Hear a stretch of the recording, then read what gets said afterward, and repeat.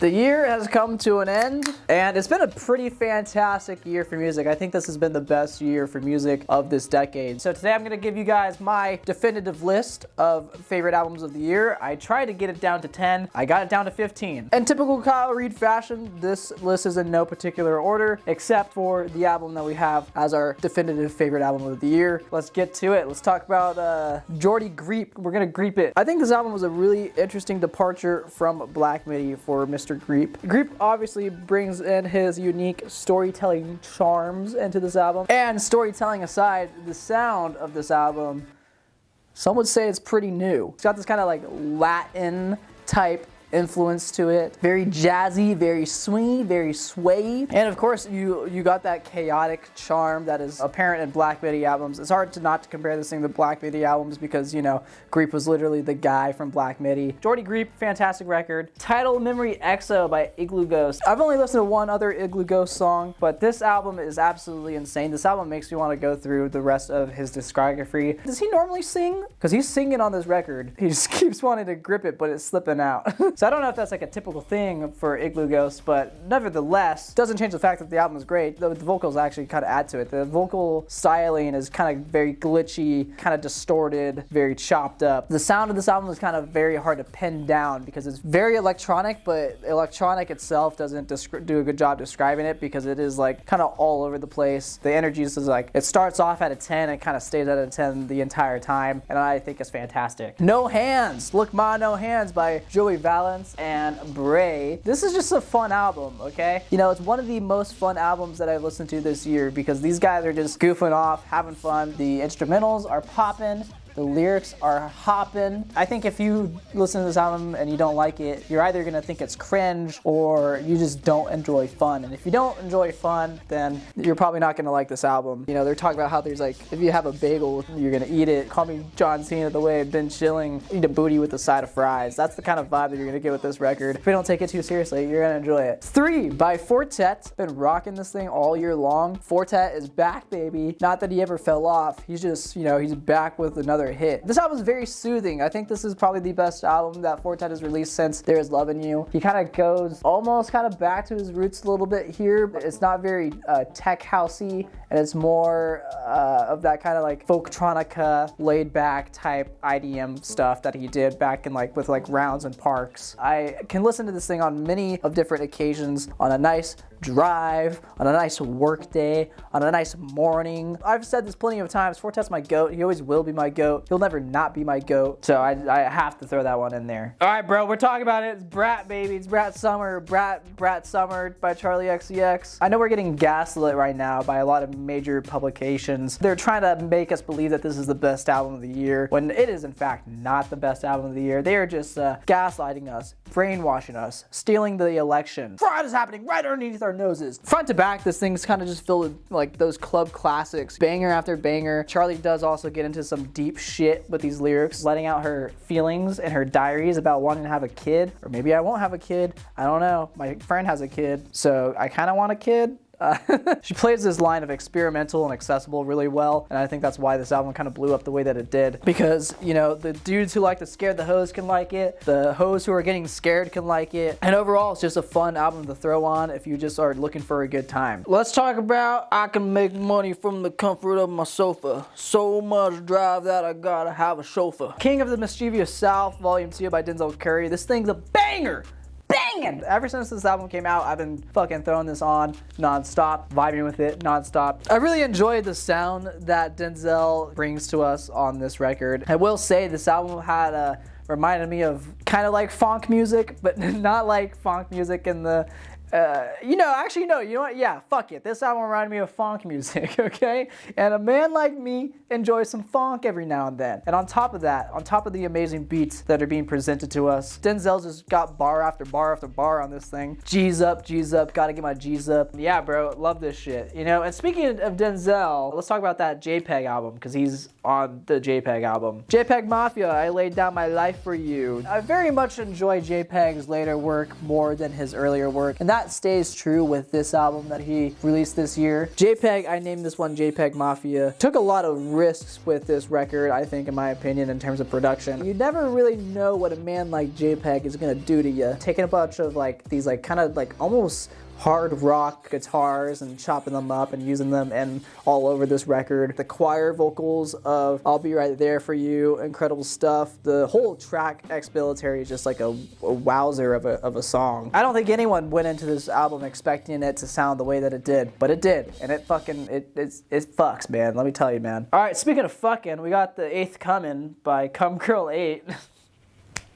I'm sorry. This was a record that randomly popped up on my title, and I laughed at the name, and I was like, you know what? Why not? Why not listen to it? This is a classic never judge a book by its cover scenario. I had no expectation for what was going to happen in this album, and I was shocked by how good it was. It feels very, I want to say, kind of like 80s-esque and like 80s goth rock-esque, you know? It's kind of post-punkish, gothic rock-ish. This is gonna be a little niche, but if you've ever been to Coffin Club in Portland, Oregon, it reminds me of something that I've played in Coffin Club. Romance by Fountains DC. I think it's Fountains. I've listened to Fountains in the past and I wasn't really very fond of them. They just seemed like, you know, classic post-punk type band, but I threw this one on because I was curious about it, and I was actually very shocked about it. I was very blown away by this record. I love the energy in it. This album is incredibly paced, super easy to get through, 37 minutes, and all these tracks are bangers. This album does a good job at like bringing the energy, but also allowing you to just kind of chill out, sit back, relax, and kind of let the music kind of flood over you. Father John Misty, Mahash Mashana. This was a shock pick in my opinion. Post-pure comedy, I kind of fell off the Father John Misty train, but we're back on it now, man. This record is probably one of the coolest albums in terms of like the instrumentals. This album was just full of like sprawling arrangements, these string arrangements that just flood the ears with goodness. I'll never really understand what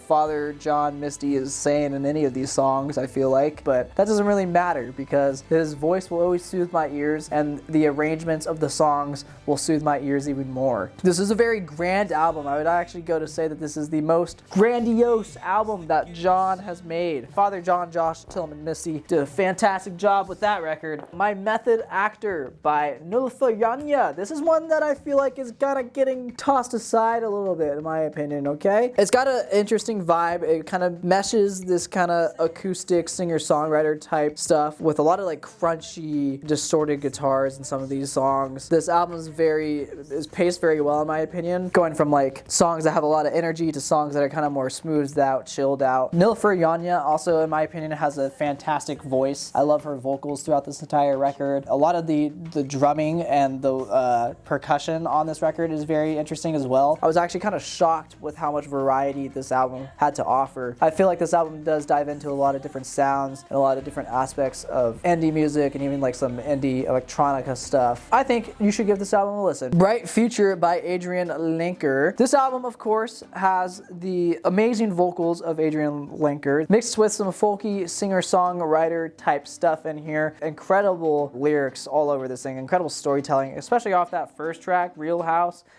Oh, just heartbreaking stuff. Talk about growing up and moving around and telling stories of her past. Anything that Adrian touches is kind of going to be good. I'm kind of Big Thief pilled, especially after Dragon New War Mountain, I Believe in You. Bias aside, I think this album is just a super soothing album to listen to. Very fantastic thing to throw on in the mornings. Great way to start my mornings. Just have a nice cry in the morning to start off my day. GNX by Kendrick Lamar. The shock announcement of the year. The instrumentals off the bat, really fantastic stuff going on here. The beat for Hey Now, I think, is my favorite beat off of the record. It's just so hard, man. It just makes me put that stank face on. And also, I really enjoyed the way that track develops. Kendrick and his vocals, you know, first rapping in this like deeper, dark tone, and then, you know, eventually putting some more heart into it, for lack of a better word. Luther's got to be one of my favorite tracks of the year, honestly. If Kendrick had the world, he'd make your dreams come true type vibe, you know? Sometimes I just think Kendrick's talking to me, you know, when I listen to that. Obviously, you gotta mention Swabble Up and TV Off, you know, the Not Like Us's of the album. The only track off this album, honestly, in my opinion, that sucks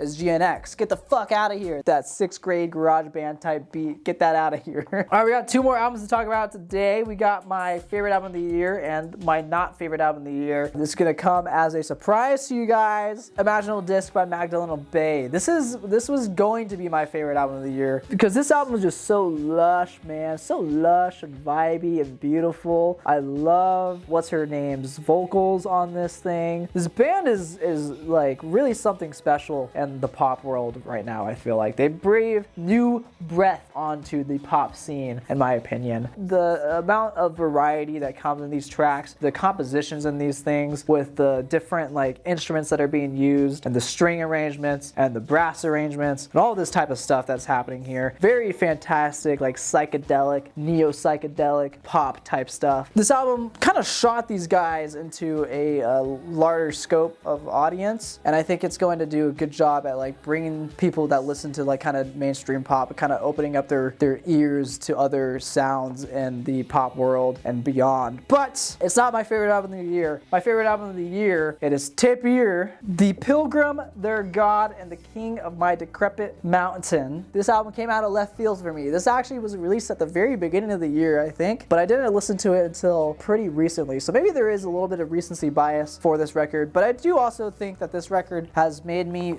feel emotions that no other album this year has made me feel. It's kind of broken up into 3 acts. It's like a 3-act album, I guess like a loose concept album. It tells a story about this guy, this pilgrim who's journeying into the nether. This album is, in my mind, a kind of cinematic experience in the way that no other album this year was. Listening to this thing front to back kind of takes you into a world that is not the world that we are in today. When I listen to this thing, I'm not sitting down on my chair listening to this thing. I'm with that pilgrim voyaging off into the nether. I think any track on this thing has potential to be my favorite track on this album. Every single time I listen to this album, a different song gets stuck in my head. I love the vocals throughout this album. I love all the acoustic guitar arrangements mixed with like these like kind of like sporadic-ish type drum beats that are playing on a drum machine. This is one of those albums that I can really get lost in the music of. This is their debut album, very promising debut from a very promising band that I don't really know much about. So I'm excited to see where the wind takes them. And so that is my favorite album of the year. And also, you can't forget Corporate House by Alexander Radio Experiment. That album also came out this year. Thank you guys for watching. I hope you guys had a fantastic year. I know I was kind of absent this year on this channel, but we are back, baby. Especially if you follow me on Twitch. We're going to be streaming all the time next year in 2025, and we're going to be uploading hopefully weekly.